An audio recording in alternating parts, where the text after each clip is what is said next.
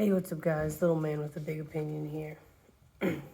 Today's video is going to be my first repeat. It's going to be the top 10 things every prepper should have. I've done one of these in the past before. Another way you can word it is the first 10 things you should buy if you're getting into prepping.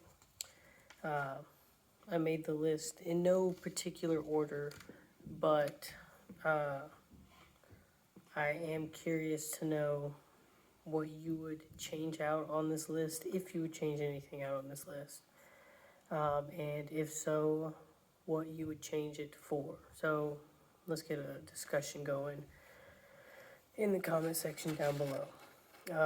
But let's go ahead and hop into the list. Very first thing I have on here is 2 weeks of food and water. And what I mean by food is non-perishable food. I'll put a link in the description below of some of the food that I have stored up in the past. But it's not going to be, frozen pizzas and eggs and stuff like that. It's going to be something with a decent shelf life and hopefully very calorie dense as well. The easiest thing if you're a brand new prepper starting out is rice and beans. I myself got about 18 months worth of that stored away, and I've hit a point where I'm like, okay, I think if something were to happen, I'm not just going to immediately starve. So now I'd start putting away stuff that tastes better. Water, at a bare minimum, it is 1 gallon per person per day. So one person, 14 gallons, 2, 28, 3, 45, 43, and so on and so forth. So I don't care how you store the water. It could be a 55-gallon drum. It could be 5-gallon water jugs from Walmart, or it could even be rinsed out, juice bottles, or your 2-liter bottles that had soda in it. As long as you got water storage, that's what's important. So that is food, number one. I don't know if food and water is one thing or two things. Give me a second. So 1, 2, 3, 4, 5, 6, 7, 8, 9, 10. Okay, food and water is numero uno. Number 2 is a firearm. My 2 options I have on here are a 22 or a shotgun. They need to serve 2 main purposes for your first firearm if you're brand new to prepping, and that is protection and food security. So for the 22, it drops all manner of small game. It can drop bigger stuff if you hit stuff enough times. You could theoretically kill a bear if you shot it enough times with the 22. Same thing with protecting yourself.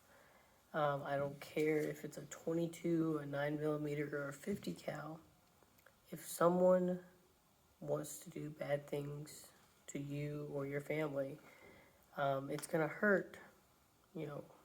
We can do a different video arguing, 9mm, more rounds, 45, less rounds, but more thump behind it, 22, that, there can be an argument made for using a 22 for self-defense.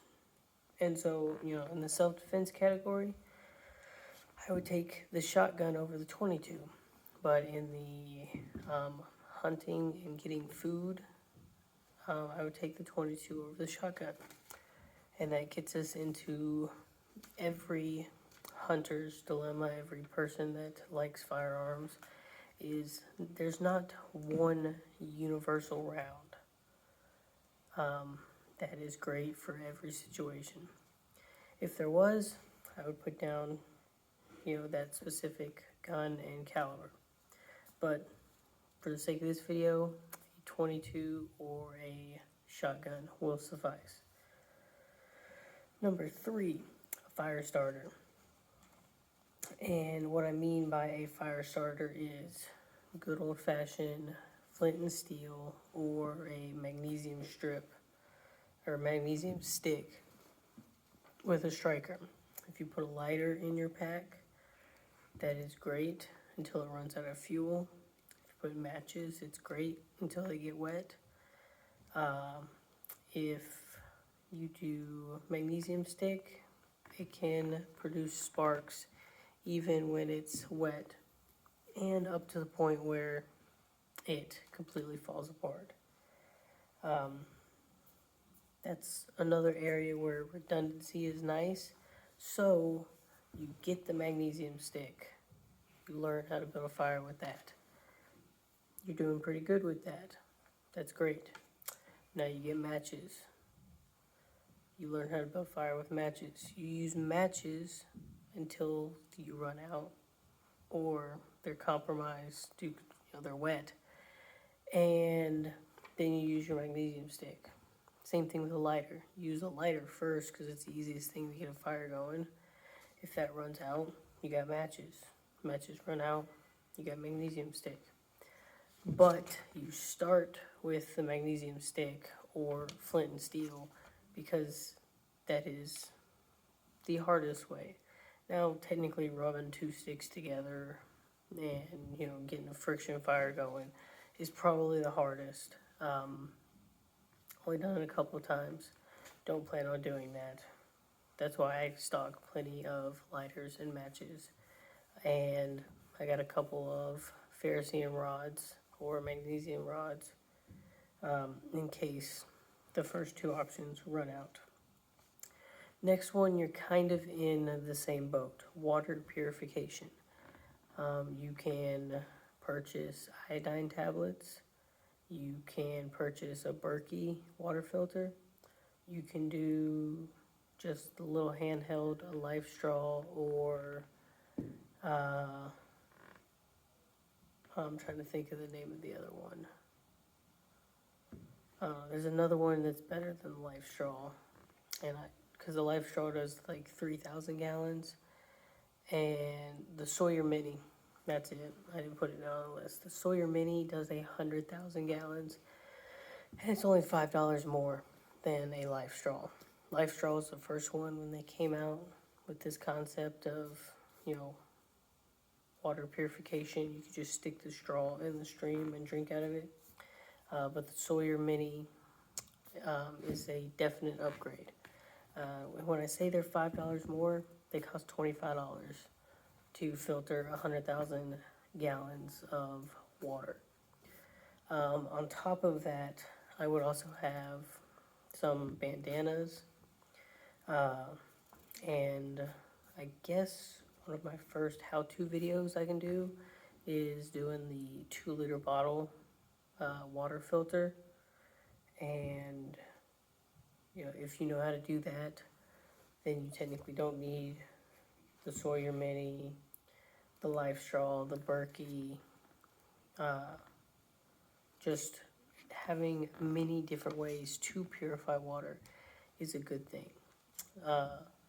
Most people probably have a pot, and one of the even simpler ways, instead of running it through a Life Straw, is you run it through your bandana that gets the large stuff out of it, dirt, rocks. Then you boil it and you run it through your bandana again, and you got some nice drinking water. Let's see, that's 1, 2, 3, that was number 4. Number 5 is a sturdy backpack. And what I mean by that is something in the range of a 3-day pack. So it doesn't have to be as big as like a pack that you're doing like the Pacific Crest Trail, or like an army ruck. It doesn't have to be that big, but it has to be a little bit bigger than, I put a water bottle and some snacks and an extra pair of socks, and it's halfway full. 3-day pack, most bags of that size run you anywhere from $40 to $100, and the main purpose of it, for sake of our video today, is storing all the things we're talking about in today's video. Next, you can pick one of 3, a hatchet, axe, or saw. My personal preference would be a quarter axe.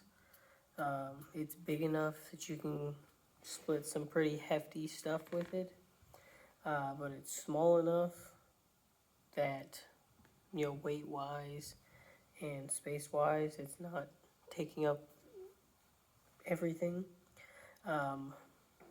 Certain hatchets are better than others. The $15 one you get at Walmart isn't going to be as great as, the $80 one that you get from a specific supplier. And then I have saw on here. It's one of those things of, after you get your 10 items, and you build up the confidence of using those items, then you can add the saw, in my opinion. I would do axe first, then hatchet, then the saw. Next thing is another 2-parter. It is a tarp and 50 foot of paracord. The tarp allows you to make a shelter to stay nice and dry. If it is going to be dry out, but it's going to be cold, it's also an insulator. So you could use it to help also keep yourself warm. And the 50 foot of paracord is just to tie up your tarp. Last 2 things. Numero 9 is a light source. Preferably a headlamp over a handheld flashlight. If you do a headlamp, you're still getting your light source, but it allows both of your hands to be free. So if you're cleaning, something you shot at night, you want both your hands to deal with that process. If you're holding your rifle, or you're holding your matches to get a fire started, your headlamp is on your forehead and out of the way. I can't think of any other way to explain that. And the last thing on my list for you is an emergency radio. You can get some of these. They have a light on it. You can get some that are a crank, some have battery. A lot of them these days have like a battery. You can stick AA's in it, or you can plug it into a USB and charge it. Or they've got a little solar panel, or they've got a crank.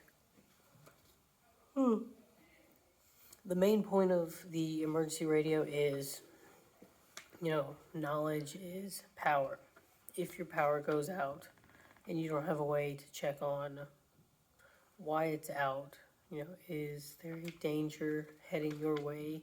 How long is the power going to be out?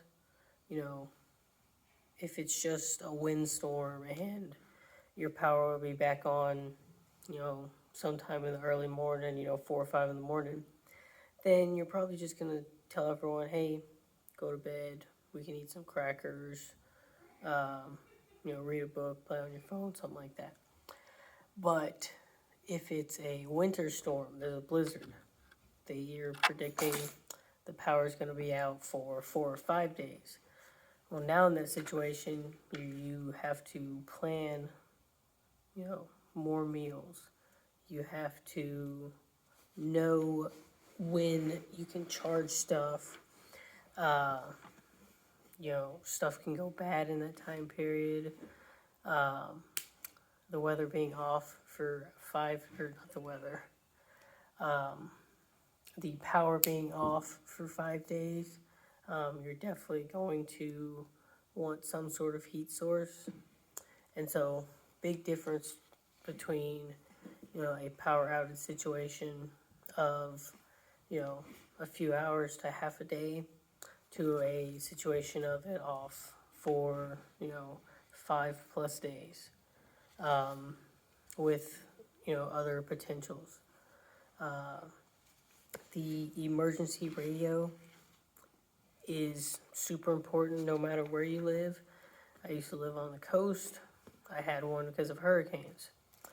Now I've got one because of tornadoes. If you live closer to the West Coast in California, you use yours for earthquakes and mudslides and stuff like that.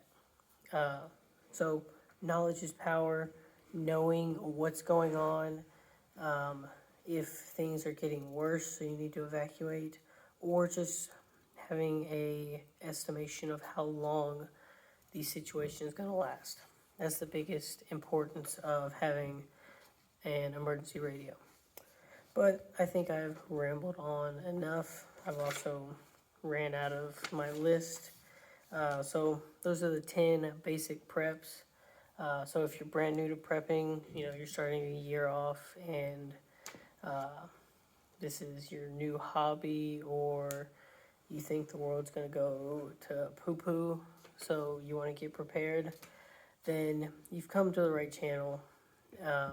If you like what you see, then subscribe. And if you enjoyed the individual video, then like said video. And with that, I'll catch you in the next one.